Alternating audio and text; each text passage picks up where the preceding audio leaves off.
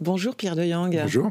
Vous êtes colonel, ancienne aide de camp de deux présidents de la République, François Mitterrand et Jacques Chirac. Actuellement, vous êtes le vice-président de l'Institut Thémis. Hier, le pont de Crimée a été endommagé par une attaque ukrainienne à l'explosif. Que sait-on à peine 24 heures après ? Alors on ne sait pas grand-chose. Simplement, la seule information qu'on ait réellement, c'est les Ukrainiens qui nous la diffusent.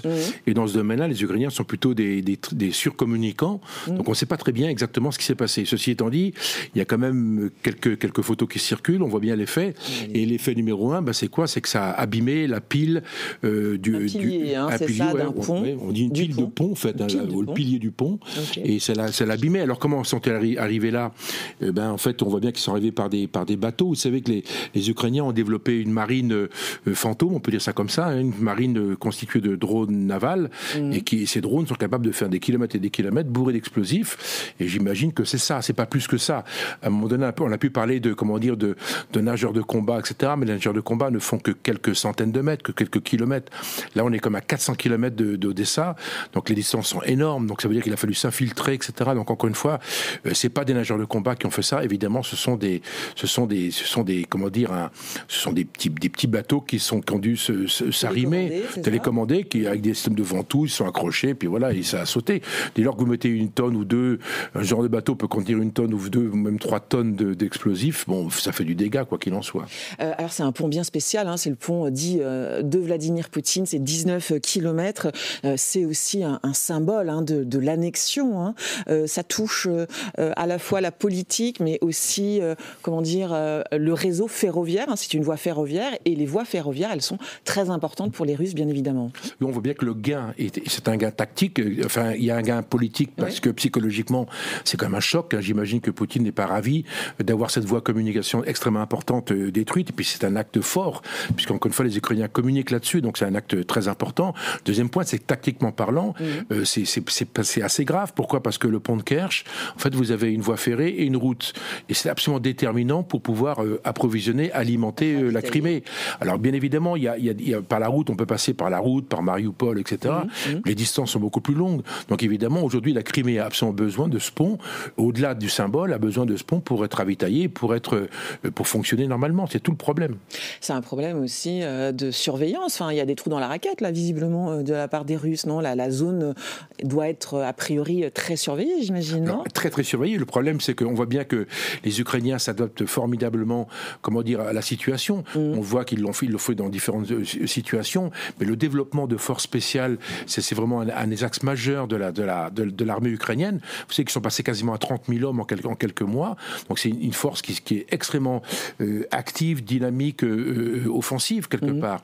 Et donc aujourd'hui, ils s'en servent, donc ils travaillent les objectifs. Vous savez, un objectif comme celui-là, c'est ce que j'allais dire. Ça fait des mois qu'ils travaillent là-dessus. C'est des mois et des mois de préparation. Il y a des reconnaissances, etc. Il y a une forme d'espionnage probablement, il y a des reconnaissances. Donc en fait, ça se monte pas comme ça en 30 secondes. Donc au-delà de tout ça, si vous voulez, on peut mettre autant de batteries, je dirais, anti-missiles, anti-aériennes sur le pont ou ailleurs.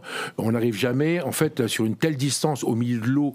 C'est comme un bateau, au milieu de l'eau, on voit que ça, c'est comme un peu la mouche dans le bol de lait. Oui. Donc on voit que le pont. Donc en fait, c'est quasiment, on peut pas empêcher un ennemi, un adversaire de détruire le pont, en tout cas de l'abîmer.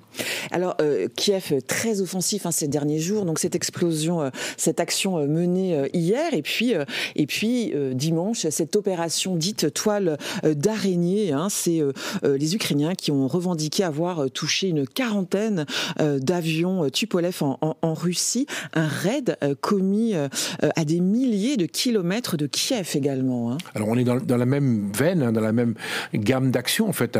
Les actions offensives avec des forces spéciales, loin des bases. La base qui était touchée, le plus loin est à 4500 km, la plus près à 2000 km. Donc ça implique une espèce de préparation extrêmement lente, mettre en place les véhicules, mettre en place les gens qui vont agir, évidemment, les forces spéciales qui vont agir. Donc c'est un environnement extrêmement compliqué, et au-delà de la technique ou de la technologie liée au drone qui est assez rudimentaire, ces drones FPV, des petits drones qui portent chacun 2 ou 3 kilos d'explosifs, il suffit d'en avoir une vingtaine ou une trentaine, ça fait des dégâts sur les avions. Donc bien évidemment, au-delà de l'aspect technique, il y a l'aspect, je dirais, logistique. C'est comment ont-ils fait pour implanter ce genre de véhicules, ce genre de personnes à côté de bases qui théoriquement devraient être gardées, je dirais, au maximum et ils arrivent à mener les opérations offensives. Mais en fait, pourquoi ? Parce qu'il y a beaucoup d'audace, beaucoup d'ingéniosité au-delà de la technologie. Oui. Et ça, c'est la marque de fabrique des Ukrainiens qui, encore une sorte d'agilité, entre guillemets, intellectuelle, absolument, créative, c'est ça ? Oui, absolument. Et puis encore une fois, les Ukrainiens, les forces spéciales ukrainiennes sont dirigées par un personnage qui s'appelle Maliuk, qui est très jeune, un général, qui a 42 ans, et qui depuis 3 ans, depuis 2014, en fait, depuis 2022, a donné une impulsion extrêmement importante aux forces spéciales. Donc on les voit agir évidemment dans l'aide maritime. C'est lui qui a créé l'opération Sea Baby, comme on dit, l'opération de destruction de la marine russe, qui a quasiment disparu de la mer Noire. Et puis c'est lui qui mène ces opérations, qui planifie ces opérations aériennes ou de drones en longue distance. Mais rappelons-nous également en Afrique, depuis quelques années en Afrique, depuis 2 ans en Afrique, les forces spéciales ukrainiennes sont extrêmement présentes et cherchent aujourd'hui à attaquer, ou en tout cas à empêcher le développement de Wagner. Et en août 2024, à Tinzaouaten, au nord du Mali, il y a une opération extrêmement destructrice pour Wagner, puisqu'ils ont en gros une centaine de morts. Et on sait que les forces spéciales ukrainiennes étaient pas loin. Je n'ai pas dit qu'elles étaient déterminantes, mais elles étaient pas loin en termes de renseignement, de coordination, peut-être même de moyens. Ce qui s'est passé là avec les attaques de dimanche, ils ont pu, ce raid commis à des milliers de kilomètres de Kiev, on parle de camions, c'est ça, qui étaient sur le territoire russe, immatriculés russes, et qui avaient, c'est ça, sous leur toit, cachés ces fameux drones qui ont mené les attaques. C'est ça le plan qui a été mené ? Alors, en fait, ce qui est très intéressant dans cette opération, c'est qu'en fait, des camions deviennent comme des porte-avions. C'est qu'en fait, le camion est porteur c'est un camion mer, on va avoir quelques images 3D. C'est comme un réservoir dans lequel ils ont mis des casiers, dans lequel vous avez les drones. Maintenant, ce qui se passe, c'est qu'en fait, il n'y a aucun humain à côté de ça. Il n'y a que le chauffeur qui probablement ne savait même pas que le camion, ce qu'il y avait dans son camion. Il ne savait pas. Simplement, il y a un système auto-commandé à quelques distances, pas très loin, j'imagine, parce que c'est commandé par des ondes radioélectriques. Donc, vous avez un système qui décapote le camion, soit qui ouvre une bâche, il se passe quelque chose. Et puis vous avez les drones qui volent. Vous savez, les drones, les Ukrainiens maîtrisent très très bien la guerre des drones. On sait qu'ils ont des drones avec la fibre optique, par exemple. Donc ça empêche le brouillage. Ils ont des drones, par exemple, qui vont s'arrêter quelque part et qui observent avec une caméra. Dès qu'il y a un objectif, ils vont redécoller. Ils appellent leurs camarades drones et ils vont attaquer des colonnes de véhicules. Donc la technique des drones est en pleine évolution. Et là, encore une fois, à 4000 km, il a fallu mettre en place ces drones au plus près, c'est-à-dire en fait à quelques kilomètres en fait des bases et pouvoir attaquer les bases. Après, comme c'est filmé, c'est pour ça que c'est très impressionnant, comme c'est filmé, on voit les drones en fait rentrer directement dans la cabine de pilotage des avions. Encore une fois, ils ont dit 40, c'est pas tout à fait 40, les chiffres aujourd'hui sortent. 40 les Tupolev. Alors en fait, il n'y a pas 40, il y a 12 Tupolev 22, il y aurait 8 et des bombardiers. 95, c'est que des bombardiers. Le problème, pourquoi ne sont-ils pas dans des hangars ? Le Tupolev 95, il fait 50 mètres d'envergure. Et il faudrait des hangars énormes. Alors au-delà des vérifications, des accords START, etc., où les Américains devaient pouvoir contrôler, et les Russes pouvoir contrôler avec des satellites les avions B-52 américains. Donc il y avait une manière de laisser les véhicules, laisser les avions là pour qu'ils soient observés. Mais enfin, à 4000 km, j'imagine que les Russes n'imaginaient pas une seule seconde que les Ukrainiens allaient pouvoir intervenir ou agir sur eux. Donc une opération de communication, une opération militaire. Quels sont les gains militaires de destruction pour les Ukrainiens vis-à-vis des Russes, vis-à-vis de ces avions ? C'est important quand même ou pas tant que ça? Je nuancerais. En fait, je pense que le gain psychologique est d'abord colossal. Ça, et sur qui? Sur l'opinion publique, sur les militaires? C'est bon pour le moral, puis les Russes, j'imagine. Vous diriez? Oui, au Kremlin, j'imagine que ça doit être une réunion un peu solide. D'autant qu'on sait depuis hier que chez l'état-major de l'armée de l'air, c'est jeté par la fenêtre de son appartement il y a la nuit dernière. Accident? Probablement. Comme Prigojine, probablement. Donc, je veux dire que c'est quand même c'est un peu raide. Donc, psychologiquement. Le deuxième point, stratégiquement parlant, c'est très important. Pourquoi ? Les Russes, nulle part en Russie, sont tranquilles maintenant. Et ça change complètement le système. C'est ça le signal qui est envoyé. Oui, jusqu'à présent, il y avait une espèce de ligne Maginot, de mur de Berlin, qui en fait interdisait, aux Ukrainiens de traverser la frontière. Alors, ils le faisaient un petit peu, mais c'est des petits coups d'épingle. À 4000 km, vous êtes en Russie. La Russie profonde, c'est quasiment au niveau de la Chine, vous vous rendez compte ? Ça, c'est le deuxième point. Donc, stratégiquement parlant, psychologiquement, stratégiquement, 3, militairement, il faut nuancer le propos. Encore une fois, alors c'est vrai que les dégâts sont C'est des avions qui portaient principalement des bombes planantes, qui allaient bombarder les villes. Mais dans le domaine nucléaire, il y a d'autres vecteurs aujourd'hui, marines et bien sûr et terrestres, qui permettent encore une fois aux Russes de compenser la perte de en gros 10% de leur flotte aérienne pour la flotte stratégique. Donc c'est pas si grave que ça. Maintenant, le quatrième argument, c'est politiquement. Et là, politiquement, on n'en sait rien. Pourquoi ? Ce qui est très intéressant, c'est que cette attaque, encore une fois, cette espèce d'opération qui s'appelle Spiderweb, en fait, la toile d'araignée, elle s'est effectuée la veille de la reprise des négociations à Istanbul. C'est quand même très étrange. Donc, que veulent les Ukrainiens ? Donc, on peut s'interroger sur la motivation. Donc, quoi qu'il y a un cadre politique, on n'a pas encore... discours, c'est ça, des Ukrainiens puisque... Je ne peux pas vous dire. C'est trop tôt, vous savez, c'est toujours difficile de juger une situation évolutive sur le terrain comme ça, un petit peu à chaud. Il faut laisser quelques jours passer, quelques semaines passer pour comprendre mieux les motivations, mais c'est pas le hasard. Le pont de Kerch qui est attaqué, les avions Tupolev, des bombardiers stratégiques russes attaqués à une distance incroyable. Tout ça, c'est pas le hasard. Les forces spéciales, vous savez, Clausewitz disait, la guerre, c'est la continuation de la politique par d'autres moyens, bien évidemment.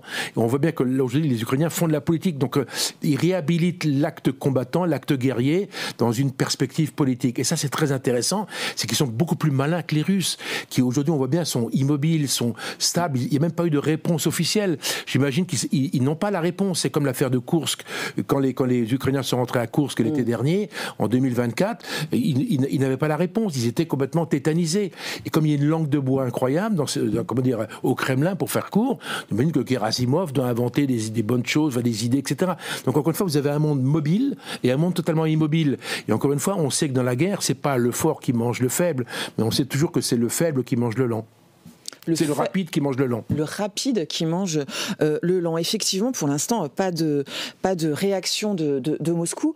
Néanmoins, durant ces 3 ans de guerre, on a vu parfois les Russes dépasser et finalement apprendre de leurs erreurs et rectifier le tir, si je puis employer cette expression, non ? Alors, l'armée russe n'est pas du tout celle de 2022, qui était catastrophique quand ils sont rentrés en Ukraine sur 3 axes entassés sur les itinéraires. L'armée russe a appris. Le problème, c'est une armée qui est en guerre, c'est une armée qui est lourde, une armée qui, dans le style de commandement, dans la manœuvre, si vous voulez, ils sont médiocres. Quand je vois les opérations terrestres, évidemment, ils dominent, mais au prix... Ils dominent parce que beaucoup d'hommes, beaucoup de matériel, c'est ça ? Alors, on voit bien qu'ils ont des opérations à 2 niveaux. Les opérations terrestres qui sont extrêmement dures, extrêmement coûteuses en hommes et qui sont destructrices. On parle de 1000, 2000 morts par jour, parfois moins, bien évidemment. Mais encore une fois, il y a un nombre de morts incroyable par rapport aux gains tactiques, aux gains territoriaux. C'est le premier point. Puis le deuxième point, c'est l'espèce de guerre anticipée, espèce d'attrition, si vous voulez, de destruction, des villes ukrainiennes, qui fait que c'est juste scandaleux. On peut pas accepter, si vous voulez, ce bombardement systématique de villes comme Kharkiv, même comme Kiev, etc. D'autant que les Ukrainiens ont un autre problème, c'est que les Américains, Trump aujourd'hui, il est plutôt en deçà, il est plutôt en recul par rapport à une aide telle que Biden l'avait imaginée l'année dernière. Donc aujourd'hui, les Ukrainiens ont un problème, c'est qu'ils ont le problème de l'aide américaine. Et on sait que l'aide américaine, aujourd'hui, elle était encore massive, mais pour garder les villes, protéger les villes face à ces bordées de missiles et de drones, il faut une artillerie solaire pour détruire tout ça. Et donc le problème, si les Américains ne pourvoient pas, en approvisionnement en missiles avec le Patriot principalement, c'est un grave problème et un super problème pour les Ukrainiens qui pourront pas tenir.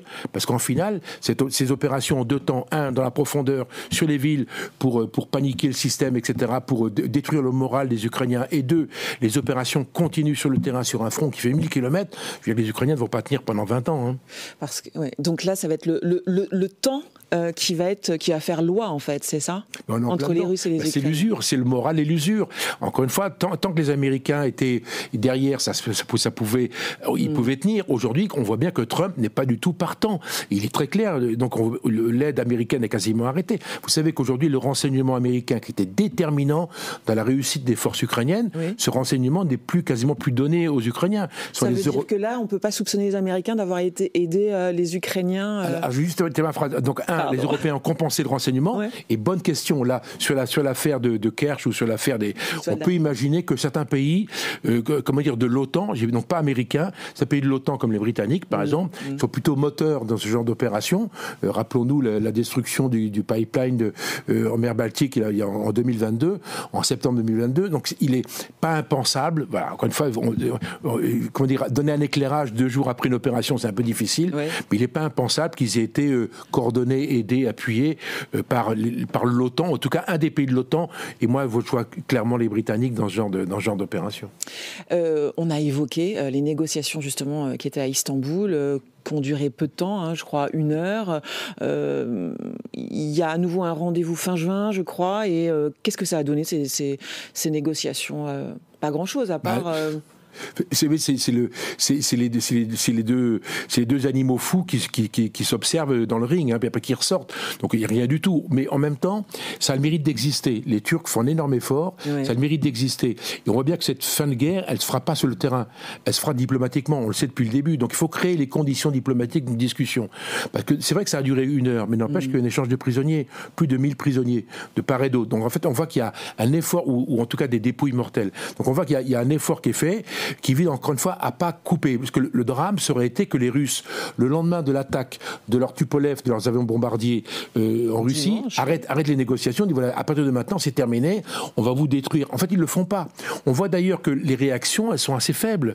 À part Medvedev, qui a eu comme d'habitude une espèce d'excitation un petit peu forte sur le sujet, avec des mots parfaitement exagérés, on voit que le Kremlin n'a pas réellement répondu. Mais ça, c'est un peu habituel, mais le Kremlin met toujours beaucoup de temps à répondre. Oui, mais en même temps, sur une opération qui est psychologiquement aussi puissante, il faut au moins faire quelque chose. On ne peut pas dire il s'est rien passé. Et c'est vrai que les Russes, c'est un peu le matador, un peu fatigué, c'est un peu sur le retour. Moi, je me rappelle très bien, les Turcs avaient détruit, je ne sais plus en quelle année, avaient détruit un avion russe en Syrie. On pensait que les Russes allaient réagir, et en fait, il ne s'est rien passé. Les Russes ont dit, bah oui, on s'est trompé, quoi. Donc en fait, il ne s'était rien passé. Donc en fait, les Russes, en fait, sont très mauvais ou très mal à l'aise, quelque part, dans ce que nous, on appelle dans l'armée les ordres de conduite.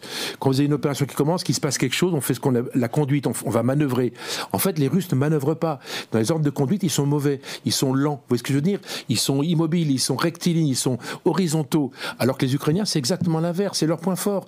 Ils ont d'énormes problèmes sur le terrain, ils sont totalement dominés par les Russes. Mais avec les forces qu'ils ont, les moyens qu'ils ont, aujourd'hui, ils arrivent à porter le fer chez l'ennemi, chez l'adversaire. Et en cela, si vous voulez, ils ont un énorme avantage, c'est qu'ils osent. Vous voyez ce que je veux dire? Le fait d'oser et quand même le fait d'avoir de l'allant dans la bataille, c'est fondamental. C'est le cœur de la réussite. Et aujourd'hui, très concrètement, les Ukrainiens, malgré leurs difficultés économiques, psychologiques, sociales et évidemment militaires, on voit qu'ils arrivent encore une fois à tenir le choc par rapport aux mastodontes russes. Merci Pierre de Yang, merci d'avoir été avec nous. Je signale votre dernier ouvrage, Poutine, Lord of War, c'est aux éditions Mareuil et c'est toujours disponible. Merci beaucoup d'avoir été avec nous.